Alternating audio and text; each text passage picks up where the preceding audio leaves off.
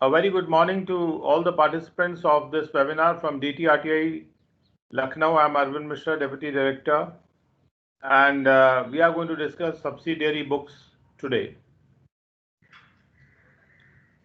As part of our bookkeeping and accountancy sessions, the webinar sessions that we have been doing as part of our DTRTI Lucknow webinars 2021 round the year course, that under which we are doing 2 webinars every day. The first webinar we are doing at 8 a.m. and the second webinar at 9 p.m. This is in addition to our other normal courses that we are conducting during the day at DTRTI Lucknow. So friends, in this unit, we will be discussing subsidiary books. And after studying this unit, or after going through this webinar session, you will understand the techniques of how transactions are recorded in purchase book, in sales book, and in the return inwards book. The return inwards book is the sales return book, and the return outward book, which is the purchase return book, and also in bills receivable and bills payable books. So therefore, as it is obvious, these books are all considered to be subsidiary books. The purchase book, the sales book, the return inwards, the return outwards, the bills receivable and bills payable. These are all subsidiary books. You will also learn the technique of posting the transaction entries which are made in subsidiary books to the ledger, because the entries will get posted from the subsidiary books to the ledger. We'll also understand that even if the subsidiary books are maintained, still journalization or journal entries will be required for many other transactions and events. So obviously, if certain entries are made in the subsidiary books, then those entries may not be made in the ledger, in the journal. But apart from these entries, which relate to purchase, sales, purchase return and sales return, and bills receivable and bills payable, there are many other entries which will need to be entered in the journal in any case.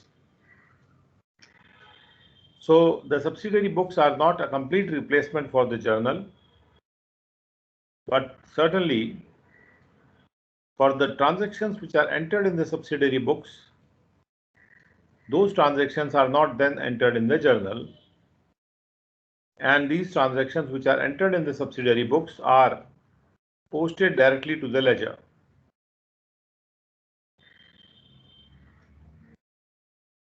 During the webinar, we'll also learn the difference between the subsidiary books and the principal books.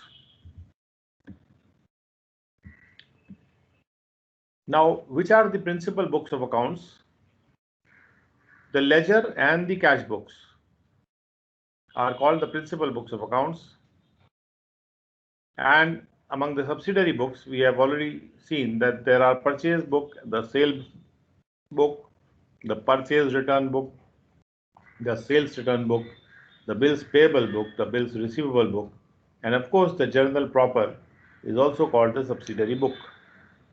So the question arises if the journal is a subsidiary book or not. It is a subsidiary book. And which are the principal books? The principal books or the main books are the ledger and the cash books. Now, in any business, most of the transactions generally will relate to either the receipt of the cash or the payment of the cash, or the sale of the goods or the purchase of the goods. Now, it is very convenient if we keep separate register for each such class of transactions.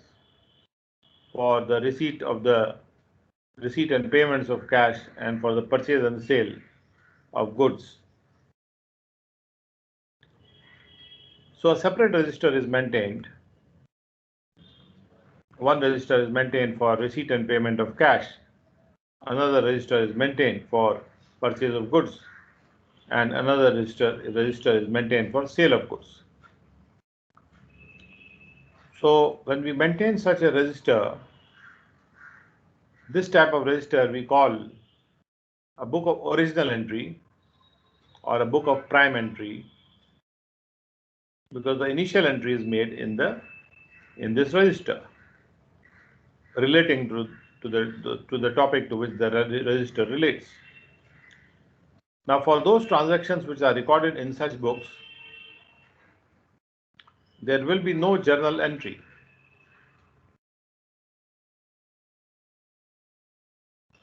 And no journal entry will be required because the entry will be made in this book. So any entry which is made in the purchase book or sale book or the cash payment and receipt register will not be made in a journal thereafter. And all entries of these books will go straight into the ledger. They will be posted to the ledger. Now,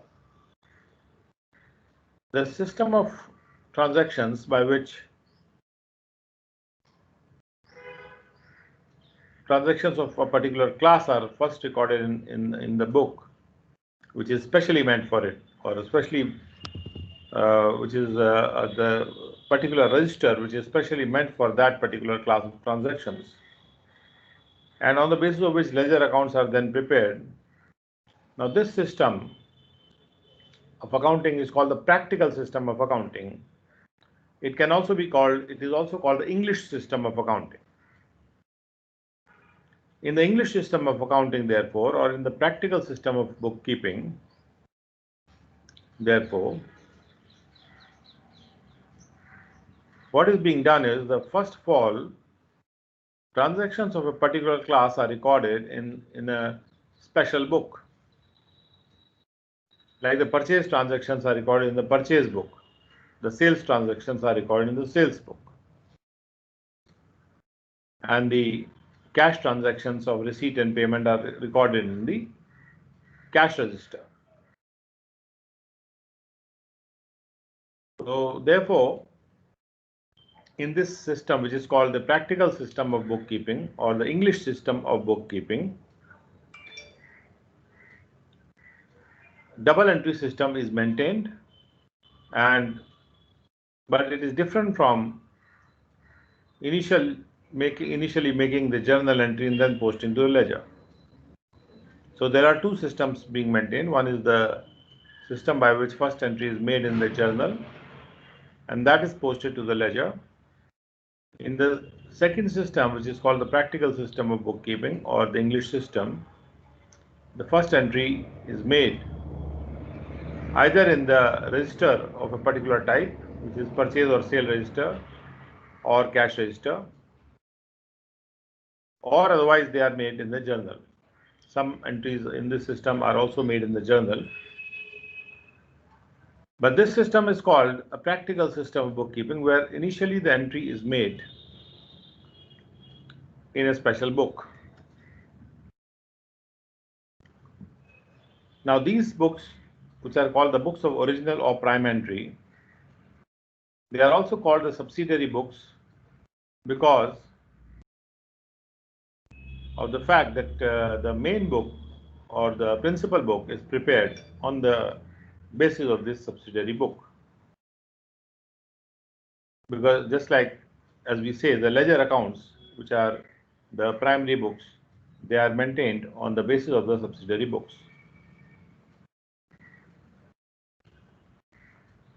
So we don't need to post these entries from the journal to the ledger, which are mentioned, those entries which are mentioned in these books.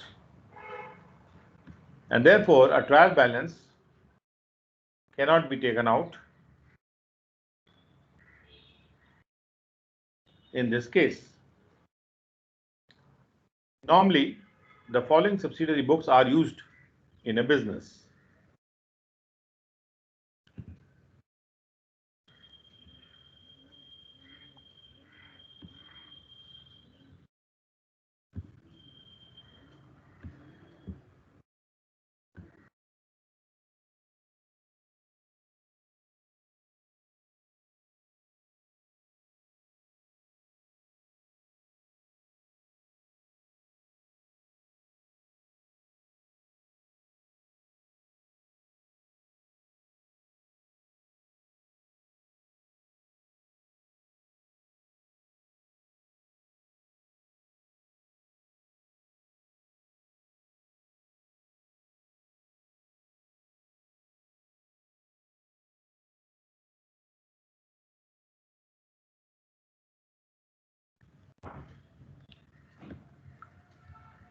The first book, which is used as a subsidiary book in the business, is called the cash book.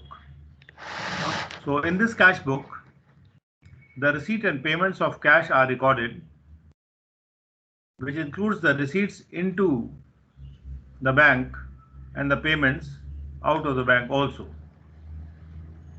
So the bank payments and bank receipts are also recorded in this cash book, which records the receipts and payments of cash.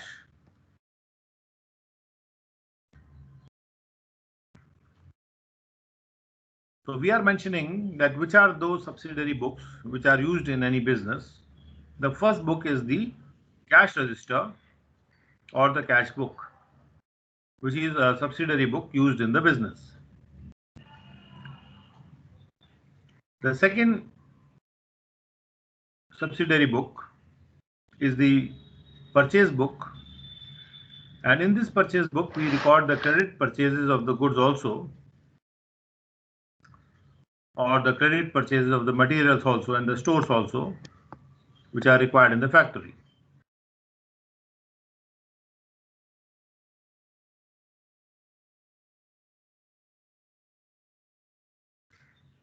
Thereafter we have the purchase return book. If there are any purchases which are made on the basis of cash, then they need not be entered in the purchase book. They can be entered straight in the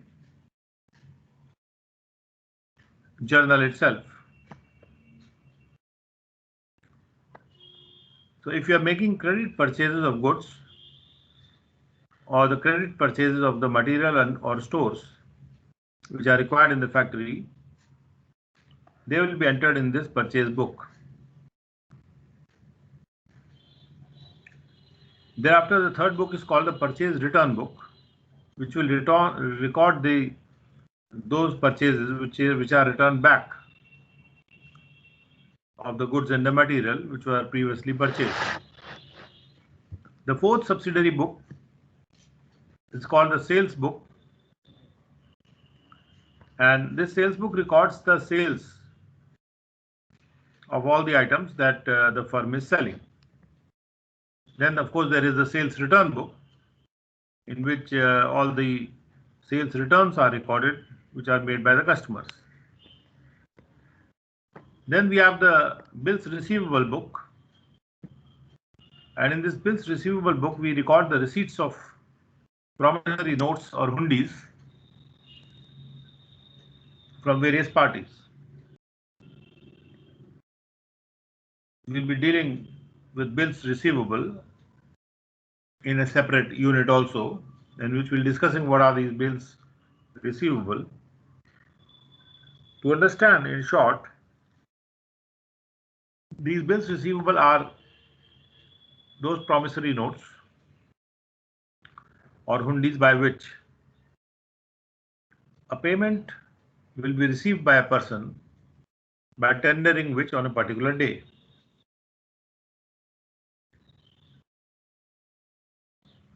So if somebody has a bill receivable by which a payment can be received on a particular day, he will present that bill to the person who has signed the bill or accepted the bill, and that person will make the payment when that bill is tendered or offered for payment. Just like there is a bill receivable, there is a bill payable also. For a person who is supposed to make the payment or who has accepted the bill, it is a bill payable for him. And for a person who is supposed to receive the payment, the same bill is a bill receivable for him. So bills receivable books and bills payable books are also subsidiary books. And then of course journal also is a subsidiary book in which transactions are recorded which are not recorded in the other subsidiary books. So the residual transactions are recorded in the journal which are not recorded in the other subsidiary books. Because those transactions which are recorded in the other subsidiary books, they need not be recorded in the journal, and they can be posted directly from that subsidiary book to the ledger. But those transactions which cannot be entered in other subsidiary books like the cash book, purchase book, and bills receivable or payable books, those transactions in the initial stage will be entered in the journal and thereafter posted to the ledger. Now, we should note that in all the above cases, we can also write the word journal instead of the word book. When we say sales book, we can also write sales journal. When we say cash book, we can also say cash journal. Why we can use the word journal? Because journal word indicates a subsidiary book from which the ledger would be posted.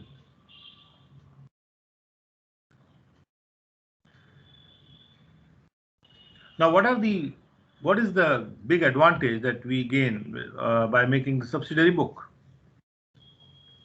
Well, the advantage that is gained by using subsidiary books is number one, that instead of one journal, now we have so many journals, so we can divide the accounting work among different number of clerks, so that the work division will take place and the work will be carried out faster and more practically and functionally in a much more easier manner.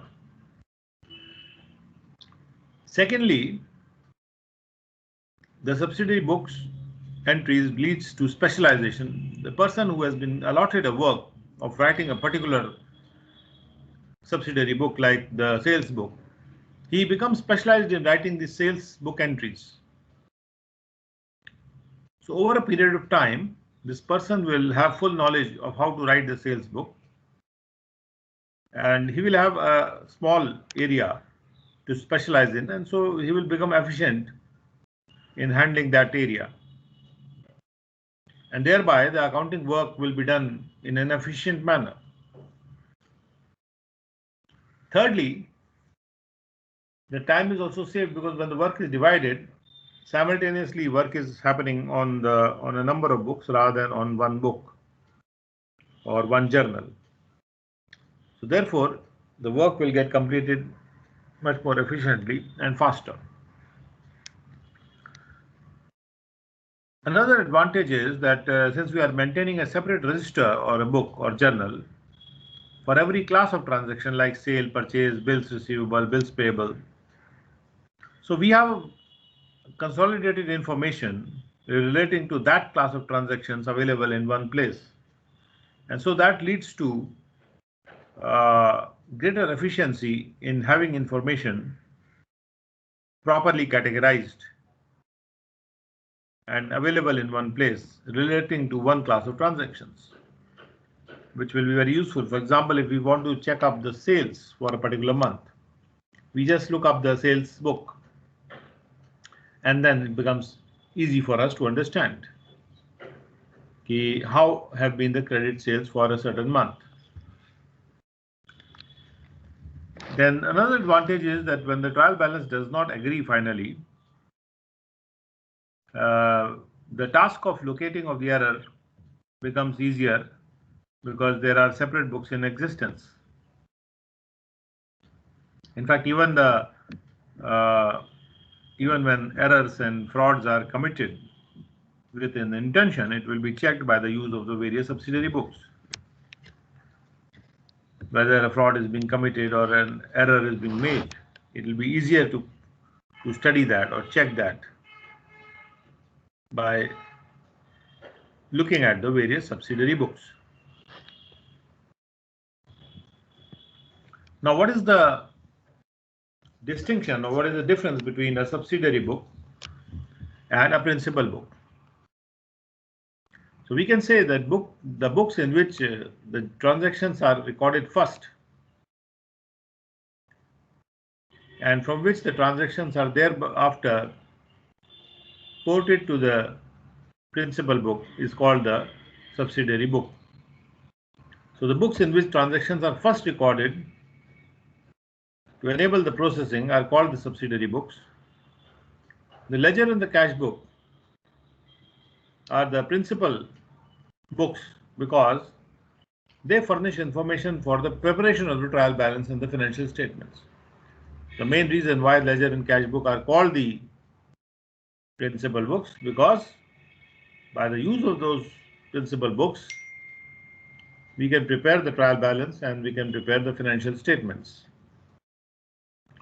By use of the subsidiary books, the trial balance and the financial statements cannot be prepared.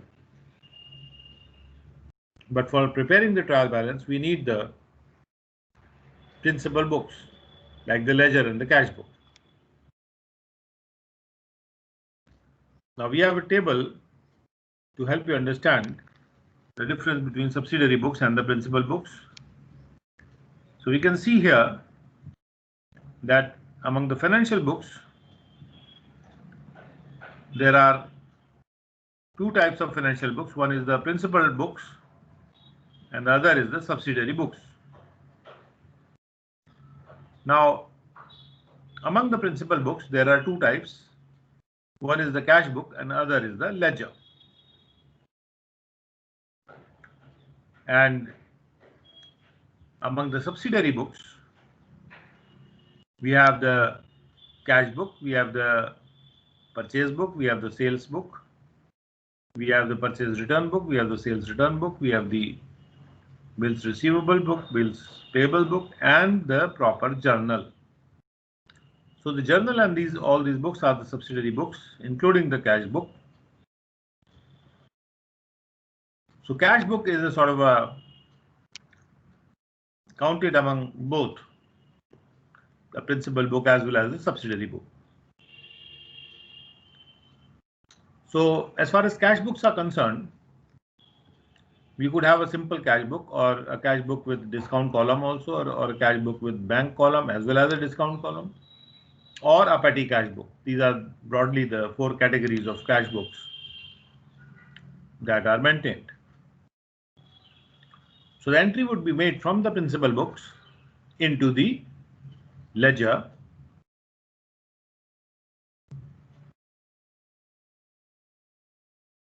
and in fact what we say is that ledger is the principal book and the cash book is the principal book. So principal books are two, cash book and ledger, and subsidiary books are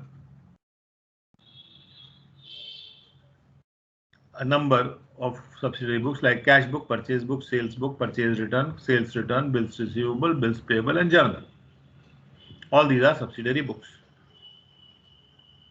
And we have four types of cash books: simple cash book with no other column, then cash book with discount column, and then cash book with bank column also apart from discount column. So columns are being added. Simple cash book has no discount column or bank column. Cash book with discount column has no bank column, only a discount column and a cash column. And then we have the cash book with bank discount column also in addition to the cash column. And then we have a petty cash book. This is the diagrammatic symbolization or arrangement or a schematic diagram by which we have understood, we have tried to understand what are the subsidiary books and what are the principal books. Now we'll try to understand one by one the subsidiary books that are being used for bookkeeping. Now, first thing is the purchase book. The purchase book is used to record the credit purchases of goods which are dealt in by that business, or the materials are in the stores. So credit books, the purchase books contain the credit purchase entries for goods, materials and stores which are used in the factory. And for this, a separate register called the purchase book or the purchase journal is maintained by the firms or the business. The columns in this purchase book are like dates and the particulars of the purchase, the ledger folio page number where it will be posted, then the details of the purchase and the amount of the purchase. So these are broadly the 5 columns which are there in the purchase book. And we must remember that cash purchases are not entered in this book.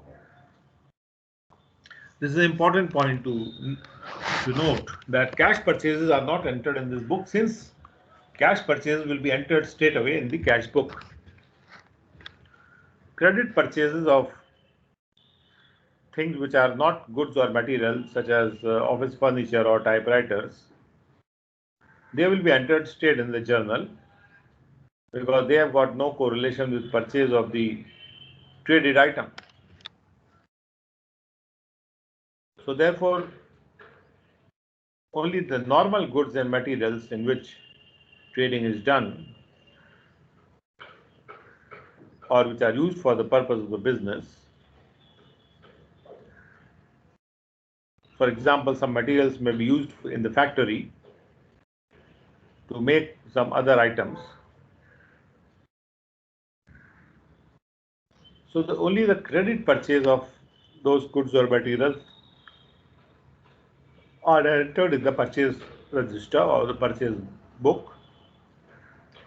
But things like office furniture or typewriters, which are not the ordinary traded merchandise of the business,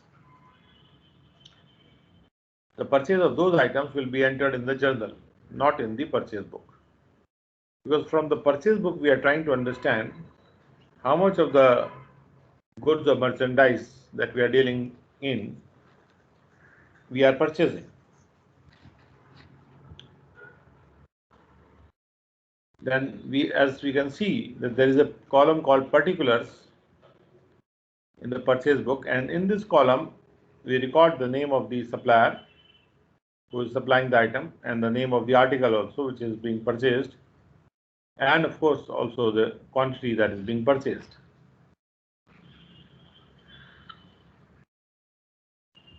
The amount in respect of each article is entered in the details column. If there are more than one article, then every article, the amount of every article is mentioned in the details column, which is the 4th column here. The total of the particulars is mentioned in the particulars column, but separately every article amount or quantity is mentioned in the details column. And after totaling the various amounts which are included in a single purchase, the total amount is taken, and in that amount the packing charges, etc., is also added, and trade discount is also deducted. So after including the purchase amount and the packing amount and reducing the trade discount, the net amount which is calculated is entered in the extreme right hand side column, which is the 5th column, and in this column, therefore, the entry is made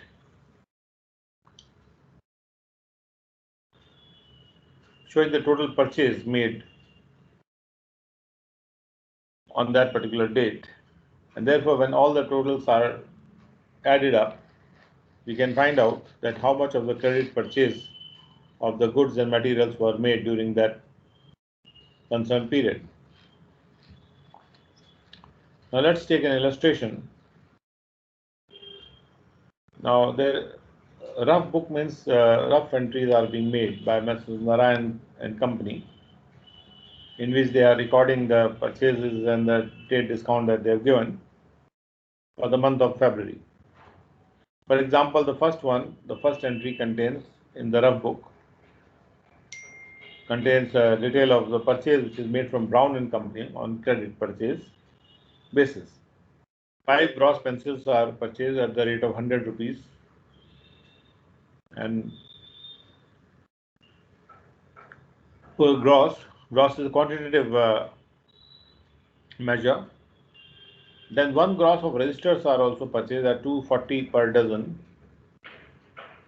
and then finally a trade discount of 10% is given. Similarly, a number of purchases have been recorded in the rough book initially, and from the rough book, purchase book has to be prepared. So each entry is therefore being made in the purchase book. As you can see, on 1st of February, Messrs. Brown and Company is the name of the supplier. Then 2 types of items have been purchased. Both are mentioned in the particular column, including the rate at which they are being purchased. And finally, for each item, the amount of the purchase is calculated. For example, 500 is the amount for the pencils, and 2,880 is the amount for the registers. So these two amounts are added and the trade discount is then reduced. And after reducing the trade discount, the net amount of 3,042 is entered in the amount column. And this column where rupees sign is there before the ledger folio, this is the details column. Probably it is missed out. Detail word is not mentioned here, it is missed out. But this is what is called the details column. We showed the details column here earlier also. So just after the ledger folio. Preferably it can be done after the ledger folio. Here it has been done before the ledger folio. Doesn't make much of a difference whether ledger folio is on the right side or the left side. It's not a statutory requirement for making columns exactly like that. A column here and there is perfectly all right, because no statutory requirement involved here. So it is being shown here how the particulars column is written with the amount of purchase along with the rate of the purchase, and then the trade discount is being reduced here. Now, there are only 5 items here.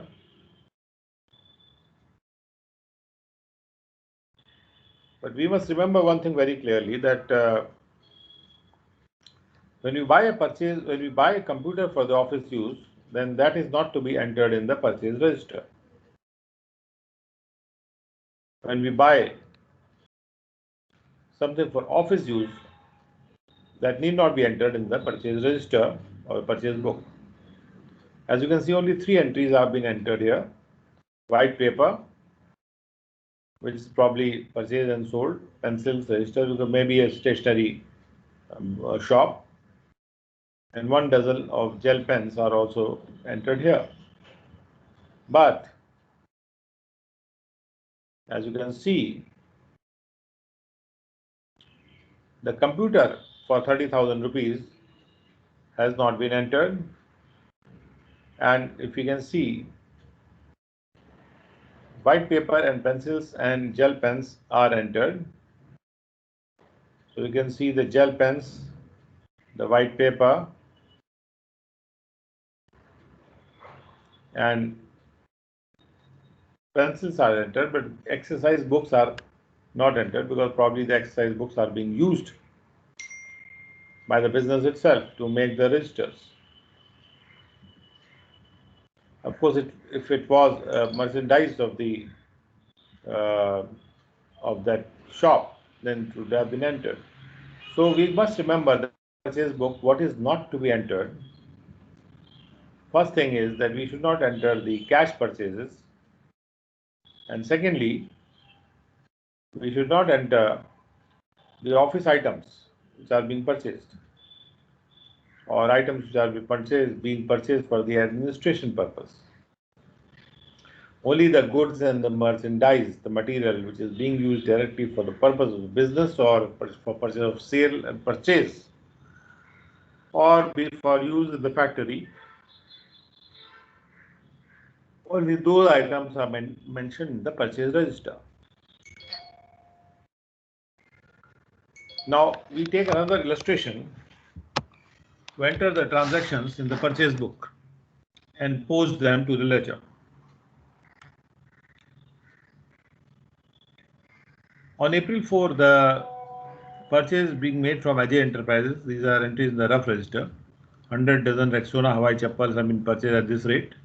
Palki leather chappal have been purchased at this rate, and discount is also mentioned in, freight charge is also mentioned here. So let us see, when we make the entry here, we are writing the name of the supplier,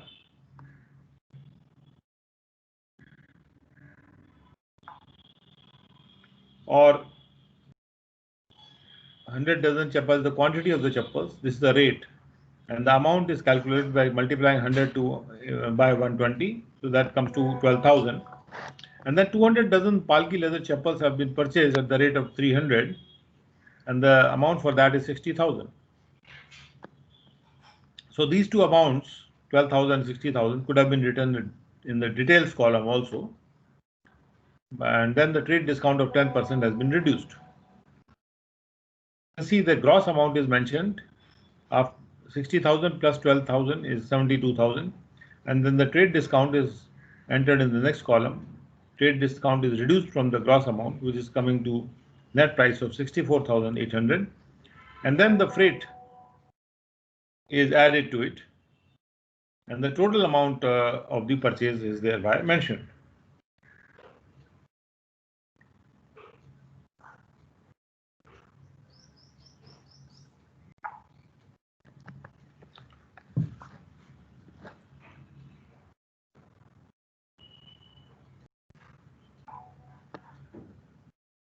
Thereafter, on April 15 and April 28, some items have been purchased, and if we see the discussion here, April 15 and April 28, these are all items in which the business is dealing, and therefore they can be entered here. The difference here is that trade discount is being minused in a separate column, is being mentioned in a separate column. The details are mentioned in the gross. The gross amount of detail is mentioned here, but the details are separately not mentioned. They could have been mentioned by a separate column here also. There was no problem with that.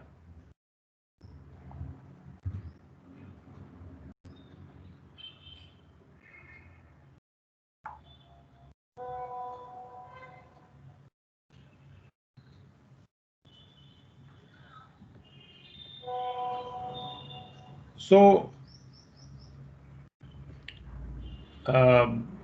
this is a more rational way, more easier to understand way, because trade discount is mentioned in a separate column, and freight to be added is also mentioned in a separate column here.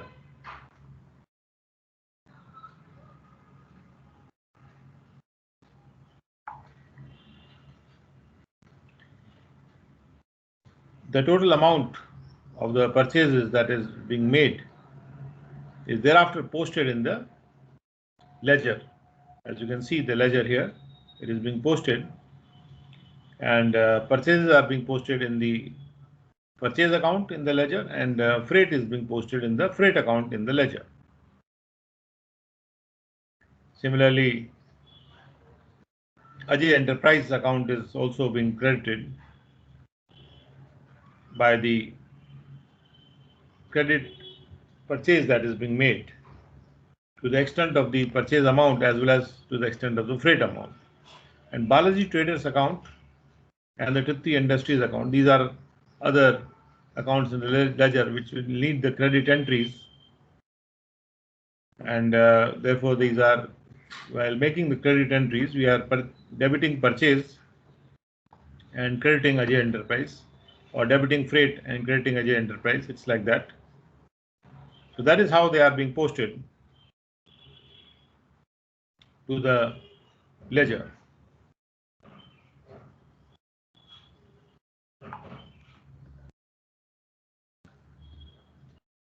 So the purchase book shows the names of the parties. The name of the party has to be mentioned in the purchase book particulars column from whom goods have been purchased on credit. So these parties become trade payables because goods are being purchased on credit from them. Now their accounts have to be credited for the respective amounts. So therefore these accounts are being credited in the ledger by posting the details in the ledger. So from the amounts column shown in the purchase register, we can know what is the total purchase amount and what is the discount amount. Separately, we can know from the separate column which is being maintained there. And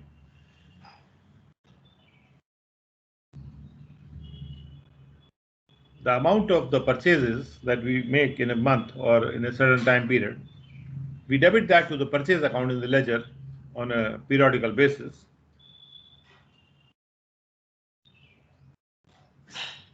To indicate that we have received those purchased items. For example, in illustration 1 earlier, the purchase account is debited by 5,022. Messrs. Brown and Company is credited by 3,042. The paper company by 1,800. Messrs. Verma Brothers by 180. The total amounts would put on the credit side will equal to the debit side. Thus, the double entry is thereby completed. So we can just see how the purchase account is being debited by 5,022 in illustration 1. So I'll go back to the illustration 1, and here we can see that a purchase has been made from Brown and Company after discount of 3,042, 1,800 from paper company, and 180 from Verma Brothers. Total amount is 5,022. So by 5,022, the purchase account would be debited, and credit will go to Messrs. Brown and Company for 3,042, to paper company for 1,800, and to Verma Brothers for 180. So three credits will go separately to these three, and the purchase account will be debited by an amount of 5,022. We must again reiterate that cash purchases and the purchase of computer, etc., which are used for the office purpose inside the office, is not entered in the purchase book. Only the credit purchases of the goods and merchandise being dealt with is entered in the purchase book. So thereby now we come to the sales book. The sales book, in the sales book we enter the credit sales. Just like in the case of the purchase book, we enter the credit purchases of the goods which are dealt in by the firm. Similarly, in the sales book, we are entering those credit sales of the goods which are dealt in by the firm. Now, cash sales are entered in the cash book and not in the sales book.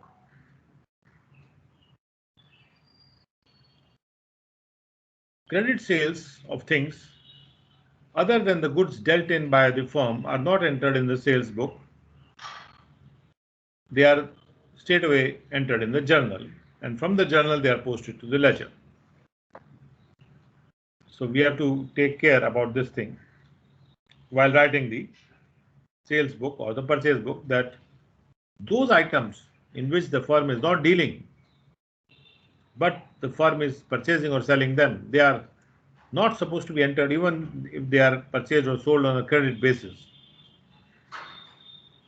because they will be entered in the journal. So entries in the sales book are made in similar way or the same way as in the purchase book. So there will be a particulars column where the name of the customer who is purchasing from you or to whom you are selling or to whom the business is selling will be recorded, the name of the customer, together with particulars and quantities of the goods which are sold For each item, the total amount will be entered in the details column, and after totaling from the details column, for one particular sale, one sale entry, sale amount entry, total sale amount entry would be made for every bill in the sale column or in the total column. Of course, after adding the packing charges or the freight charges, etc., if that are also to be charged from the customer, and after reducing the trade discount, if any trade discount is being given to the customer. It is better to write down the trade discount, the packing charges, the freight charges separately in separate columns, so that we can add up those amounts and post them to the ledger thereafter. Because in the ledger there could be a packing account, in the ledger there could be a freight account. If you maintain separate columns of freight, packing, etc., or loading, unloading maybe, which are being charged from the customer, and of course the trade discount column also, then we can separately enter these amounts of trade discount, freight, etc., packing, etc., unloading, loading, etc., in the ledger in a separate account in the ledger. That would make our task easier to keep track of how much we are spending on freight or on packing, etc. Now, in relation to this sales book, we have an illustration, and in the illustration some transactions are given where sale is being made by Messrs. Kishore and Sons for the year 2017, and these are taken from the waste book or the rough book, whatever you may like to call it, and we are asked to make a sales book out of these transactions which are taken from the rough book or the waste book. So first transaction is the amount sold to Messrs. Gupta and Verma on credit. 30 shirts were sold at the rate of 800 per shirt. 20 trousers were also sold at the rate of rupees 100 per trouser, and then a trade discount of 10% was also allowed. Similarly, other items are also mentioned here. Now, we have to understand one thing very clearly, that cash sale and the sale of furniture are not to be entered in the sales book. So here we can see, because this form is not dealing in furniture, it is basically dealing in shirt and trousers, etc. So when we say sold furniture to Messrs. Sehgal and Company on credit, this amount is not to be entered in the sales book because it is a furniture, it is office furniture which is being sold. Of course, shirts will be entered, but at the same time, wherever it is mentioned that 13 shirts were sold to cheap stores at 750 each for cash, we must remember that cash sale is not to be entered in the sales book. Therefore, apart from the cash sales, only the credit sales are being entered. So the first item here, Gupta and Verma will be entered. The second item, Sehgal and Company will be entered. Third item, Jain and Sons. Nothing is mentioned here. If it is credit or cash, as we can see, we are writing that because we are assuming. If it is not mentioned, then you can assume, and your assumption would also be taken as fine. Because if it is not mentioned, if it is credit or cash, you can assume. If it is cash, you can assume cash also, you can assume credit also. You can assume anything. Whereas as far as assumption is concerned, the choice is yours, but whatever assumption you are making, you should write that in the answer. Assumption should be particularly mentioned, that we are making this assumption while doing this calculation or computation. So here in the description, you can see sales as per invoice. The total sales is finally entered in the final last column. After reduction of trade discount, packing charges, loading, unloading, other items, if they are, whatever is to be added is added, whatever is to be reduced is reduced. Like trade discount would be reduced, but freight would be added. Once again repeating, no cash sale or no sale of the items that are not ordinarily sold would be allowed here. So the names which appear in the sales book are the parties to whom we have sold, and therefore the accounts of those parties have to be debited with the respective amounts of the sale made to them. The total of the sales book is taken for a particular period of time, and the sales account is credited by that amount.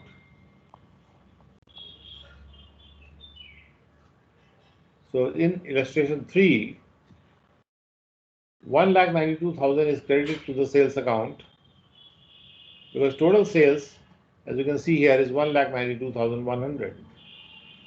Out of that, 39,600 is sale made to Gupta and Verma. Therefore, Gupta and Verma account would be debited by 39,600 in the ledger. 40,000 debit will go to Messrs. Jan and Sons. As you can see, we have sold 40,000 worth to Jan and Sons, and 1,12,500 credit will go to Messrs. Madhur and Jan. Whatever amount is put on the credit side is equal to the total amount which is put on the debit side. You have to be careful about that, so the calculation doesn't go awry. So we must remember that double entry principle is being followed very scrupulously while writing the sales book as well as the purchase book. So with those words, we come to the end of part 1 of subsidiary books, and we'll be doing part 2 of subsidiary books in the evening today at 9 p.m. So please join us at 8:45 p.m. in the evening today for subsidiary books part 2 in the evening. We look forward to having you with us once again for the part 2 of this session. Thank you very much for having joined us for this session.